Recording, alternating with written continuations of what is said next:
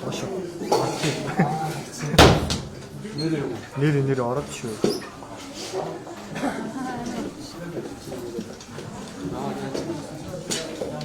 Ахаа жоохоо. За яг тэгэл авчих.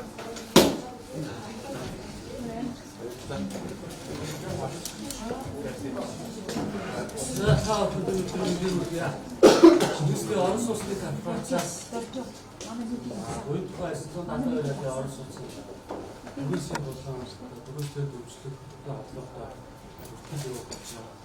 өгдөж өгсөн.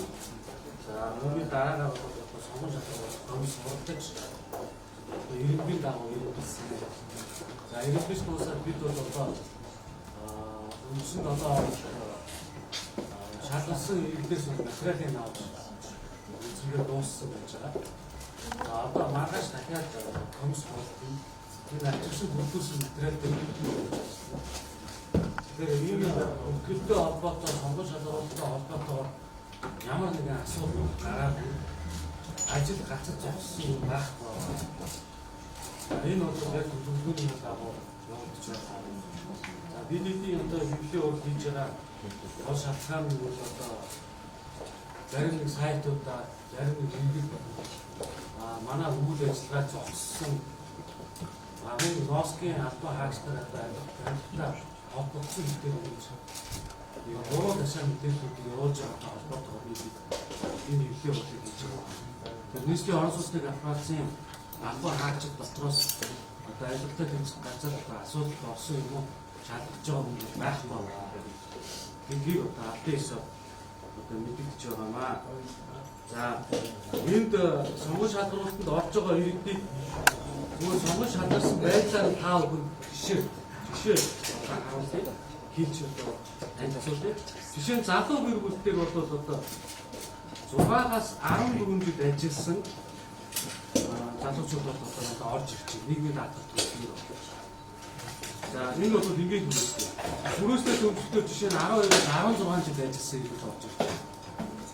Энэ захин бүртгэлийн давуу тал нь бол олон иргэдийг өөрсдөө энэ бүртгэлд хамрагдах тэр боломжийг хангаж өгч байгаа. Нөгөө талдаа энэ ирэмбэнд бол одоо ирэмблэхэд хамгийн шулгаар хэрэгжиж байгаа. Хин нэгэн хүмүүсийн оролцоогүйгээр явагдаж байгаа. За хэрвээ иргэд буруу бүртгүүлэх юм уу албаар худал мэдээлэл өгсөн байх юм бол манай харж ихсаалтанд орж байгаа. За тийм болохоор яг энэ бүртгэлтэй сонгуульч шалгуулалтанд орсон иргэдээс бол зарим нь бол материалаа өгөхөөс бол татгалцсан. За энэ нь ямар учиртай гэхээр өөрсдөө мэдээллийн албаар буруу хийсэн байсан. Тийм болохоор бас материалаа өгөхөөс татгалцсан иргэд бас гарч ирж байгаа. За жишээ нь төрийн албан хаагчид дээр бол энгийн түрээсээр 25-аас 45 жил ажилласан юм орж ирсэн байна. За түрээсээ дэмжлэгтээ 34-өөс 44 жил ажилласан хүмүүс орж ирсэн байна. За жишээ нь Ахмад насны дээр гэхэд энгийн түрээсээр 87-оос 100 настай ахмадууд орсон байна. За түрээсээ дэмжлэгтээр бол 91-ээс 102 настай ахмадууд орсон байна. Гэхдээ энэ хэрвээ 300,000 орон сууц баригдах юм бол 70-аас дээш настай ахмадууд маань бүгд хамрагдах бас боломжтой бас энэ тоог бас гарч ирж байгаа. За энэ захин бүртгэлийн бас нэг даваа тал нь бол маш том судалгаа болж одоо өгч байгаа. За үүнээс одоо жишээ нь энэ бүртгэл хамрагдсан иргэдээс жишээ нь Монгол гэрт амьдарч байгаа 31% нь бол Монгол гэрт амьдарч байна. 9% нь нийтийн байранд амьдарч байна. 41% нь амны орон сууцны одоо инженерийн дэд бүтцийн байшинд амьдарч байна. За сууц чимдлэг болон амбарт амьдарч байгаа 2 хүүхэд байна. За бусд нь 9 хүүхэд байна. Гэсэн ийм одоо зүйлүүд ажиллаж байгаа. За эндээс харахад бол энэ түрээсийн дэмжлэг орон сууцыг бол өшөө төлхөө явуулахад шаардлагатай байна. Ингэх юм бол одоо агаар усны бохирдлыг бас бууруулах хамгийн зөв ажил болох юм байна гэж бол бас харагдаж байгааг харуулж байгаамаа.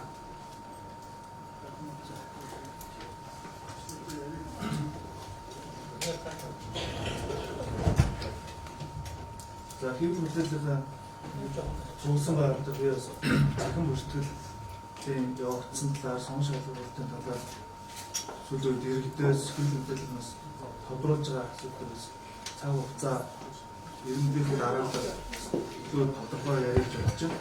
За та хүмүүст 2019 оны 7 сарын 4-ний өдөр нийслэлийн төлөөлөгчдийн төрөлхтөд урдаад нийслэлийн зорилттой иргэдийг төрөөсөө орон сууцнд хамруулах журмыг батлуулан энэ журмынхаа дагуу нийслэлийн орон сууцны корпорац ажиллаж байгаа. 7 сарын 22-наас 8 сарын 5-ны өдрийг хүртэл 2-7 хоногийн хугацаанд хүн цахим бүртгэлийг нийслэлийн иргэдэд нээлттэйгээр явуулсан. За энэ цахим бүртгэл 8 ангиллын түрээслэлд өмчлөн энгийн түрээс гэсэн өөрөөр хэлбэл 16 энэ төрөлтөөр нийтдээ 35,058 иргэн бүртгэлд хамрагдсан. За эдгээрээс 580 иргэн нь бол одоо түрээсээ орон сууцнд 972 айлын орон сууцны 60%, 580 айлын түрээсээ орон сууц ногдож байгаа. Үндсэн 40% буюу 390 айл орчим айлд нь газар чөлөөлөлтөнд хамрагдаж түрээсээ энэ орон сууцнд бол хамрагдчихтай. За бид бүхэн сонгон шалгуулалтыг бол нийслэлийн засаг даргын зөвлөлтөөр орон сууцны комиссын одоо оролцоотойгоор 8 сарын 7-8-ны өдрүүдэд хэвлэл мэдээллийн хууль хүчний байгууллагууд зарим төрийн бүс байгууллага иргэдийн оролцоотойгоор маш шударга нээлттэйгээр журмынхаа дагуу иргэд заасан үзүүлэлт нэг бүрээр одоо иргэдийг сонгон шалгуулж за энэ бол авилгатай тэмцэх газраас ирсэн зөвлөмжийн дагуу 8 сарын 13-ны орой нийт иргэдийнхаа 90-ийг олон нийтэд өөрийнхөө ноос UP.gov гэсэн сайтаар дамжуулж мэдээлсэн. За энд бол мэдээлэлтэй учраас ногоон дэвсгэр дээр иргэд нь бол эхний шалгуулалт тэмцээг за бусад хэсэг ангиллаар цэнхэр дэвсгэр дээр ингэж олон нийтэд заасан байгаа. За ингээд эхний шалгуулалтанд тэмцсэн иргэдийнхаа материалыг 8 сарын 19-ноос 23-ны өдрүүдэд 2 одоо хэрэгцээний үйлчлэгийн төвөөр дамжуулж цаасан материал хүлээн авсан. За энэ 7 хоногт бол манай ажилтнууд одоо цахим бүртгэл дээр мэдээлэл цаасаар ирсэн мэдээлэл хоорондоо хэр нийцэж мэдээллийн үнэн зөв байдлыг нэг бүрчлэн шалган ажиллаж байна. За маргааш орон сууцны зөвлөлт комисс хуралдана. За энэ дээр 2 асуудал шийдэгдэнэ.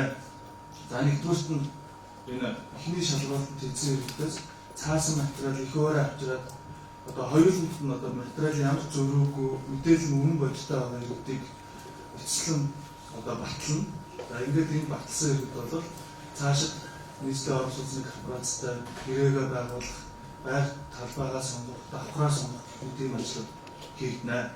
За хоёрдугаарт нь одоо гамшигт нэрвдэж орон гэргүй болсон байгаа иргэдийн үзүүлэлт бол энэ ангиллал бол нэлээд бас энэ яригтай шалгуулах хэрэгтэй ангиллал. За энэ иргэдийн эхний сонгон шалгуулалт бол хийгдсэн байгаа. Маргааш комиссээр эцэслэн шийдвэрлэгдээд за квотын дагуу тэгсэн 30 айлыг одоо гамшигт нэрвдсэн орон сууцны материал бүрдүүлэх дээр байна. За мөн зарим эхний шалгуулалтанд тэнцсэн иргэдээс зарим иргэд бол мэдээлэл өгөөгүй байгаа. Цаасан материалаа өгөөгүй байгаа. Зарим иргэдийн материал бол зөвхөн за юу гэх үйлдэл шаардлага хангахгүй байгаа. Энэ бүх юмудаа иргэдээ бол тоог маргааш тодорхойлон за тэгээд маргаашнаас эхлээд иргэдийн дагуу дараагийн цэгцэл дэвсгэрээр хамгийн их иргэд рүү мөн нэг хүрчлэн хугацаанд мэдээлэл өгч материалаа бүрдүүлж эхэлнэ. За ийм ажлууд бол манай комиссээр яг төлөвлөгөөнийхөө дагуу нийслэлийн орон сууцны корпорацтай ажил бол хэвээ явагдаж байна. За гэтэл сүүлийн өдрүүдэд зарим хэвлэл мэдээллийг хэрэгслээр одоо нийслэлийн орон сууцны корпорацаас зохион байгуулж байгаа энэ төрөөсөө орон сууцны хуваарлалтын үйл ажиллагаа, захин бүртгэлийн үйл ажиллагаа зөрөөтэй одоо хараар илэрхийлэх гэсэн энэ ажлыг ийм шударга явж байгааг эсрэгээр харуулах гэсэн юм санаатай үйлдэл хэд гарч байна. За үүний нэг хэлбэл нь одоо 8 сарын 26-ны өглөө болж байна. 24 цаг имэн сайтууд за Дардас, Антаун, Ньюс имэн гэх мэт тийм сайтуудаар нийслэлийн орон сууцны корпорацийн 3 ажилтан 2 тэрбум төгрөг хүчлэг юм авилга авч шалгагдаж байна гэсэн юм огт үндэслэлгүй их сурвалжгүй яаж ч биднээс ирээд асууж байгаагүй авилгатай тэмцэх газар гэсэн бид нар энэ талаар танаас асуусан үг гэдэг асууж олруулсан огт тийм мэдээлэл аваагүй байлаа. Тэгээд ийм хариуцлагагүй ийм мэдээллийг олон нийтэд хүргэж олон нийтийг төөрөгдүүлж ийм хариуцлагагүй хийсэн зүйлээр бид сайд хийх мэдээлэл байгуулах авилгатай тэмцэх газар болон одоо цагдаагийн ерөнхий газрын эрүүгийн цагдаагийн хэлхээс замун бусад холбогдох байгууллагуудад зөрчлийн хуулийн дагуу хэрэг үүсгэж энэ асуудлыг шийдвэрлэж манай байгууллагын энэ нэр хүндийг сэргийлж өгнө гэдэг талаар албан хүсэлтэй өгөөд байна. Одоо хариуцлагатай гэхэд манай түрүүн Сүхбаатар дарга хэллээ. Нийслэлийн орон сууцны корпорацийн ганц ажилтан энэ авилгатай холбоотой асуудлаар шалгагдаагүй гэдэг хариуцлагатай мэдэгдэж байна.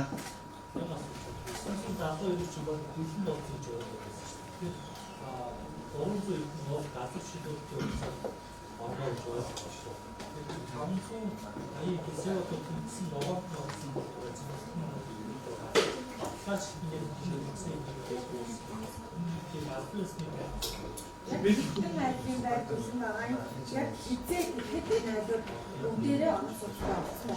Тэгээд энгийн түрээсээс гадна өмчлөн хэдэн жилийн дараа хэдэн юм дараа тэрийн нэгээр яаж нөхөж явах вэ?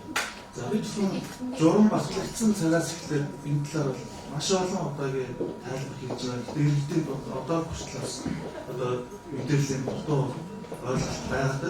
Одоо ер нь бол бид анхнаасаа хэлсэн 972 айлын орон зай бэлэн болсон. Одоо ганц улсын комисс хүлээж авах дутуу байна.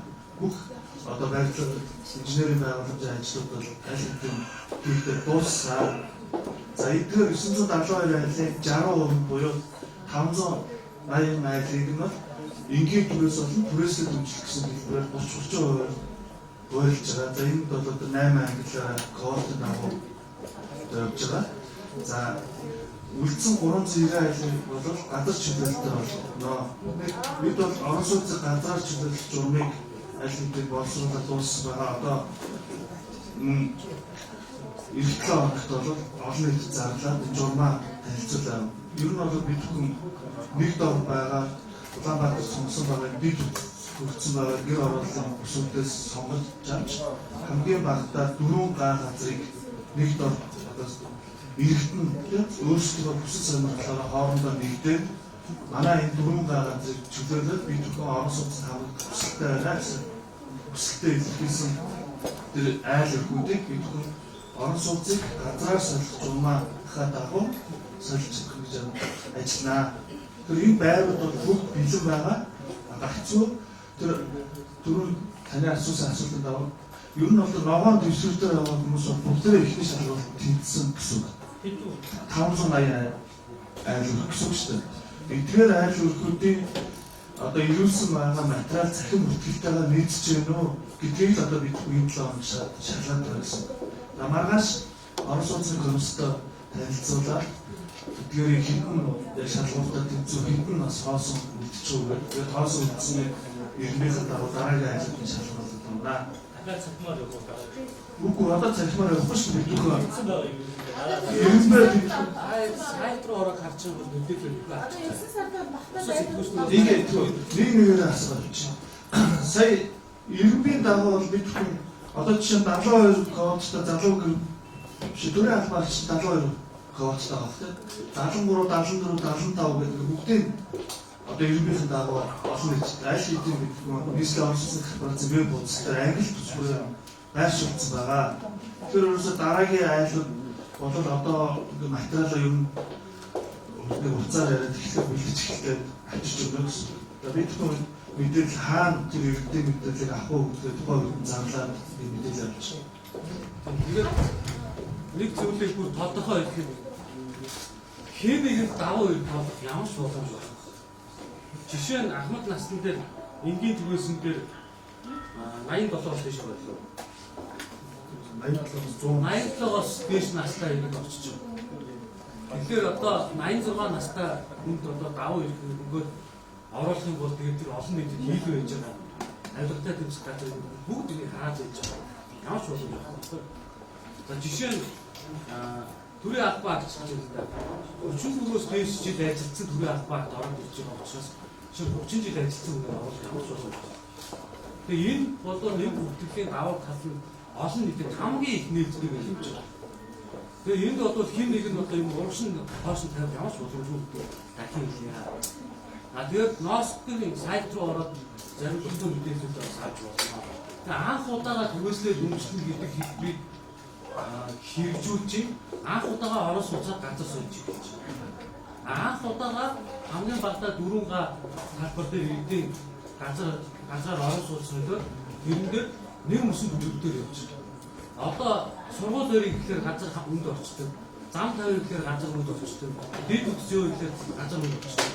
Одоо тэгвэл яг хамгийн багадаа 4 гагаар төлөвлөлөд тэрэн дээр бүртгэлийн төлөвлөлөд энэ төлөвлөлтөө хийлгэх байна. Ингэж одоо ажиллаж хэлж байгаа. Шинэлэг ажлуудын дандаа ихний хэлбэр. Энийг бол дандаа олон нийтэд нээлттэй зааж байгаа. Ингээд дандаа энэ цахим хэлбэрээр шинэлэг хэлбэрээр явж байгаа. Нэг асуулт байна. Конституцийн хэлний хэлцээ олох. Энэ ихний айлууд хизээ авах гэж одоо дандаа ийм асуулт байна. Одоо маргааш хуралдаад тэнцсэн иргэд бол шууд батламжаа аваад ингээд орон сууцнд ороод ирлээ.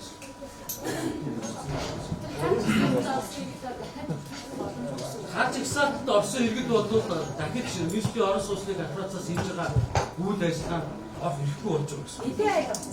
Өчөө хүн орсон хаач. Тэр бол одоо гарахгүй шүү дээ.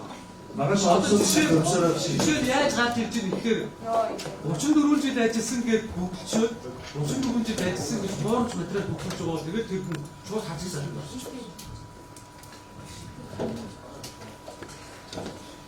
Өөр асуулт байна.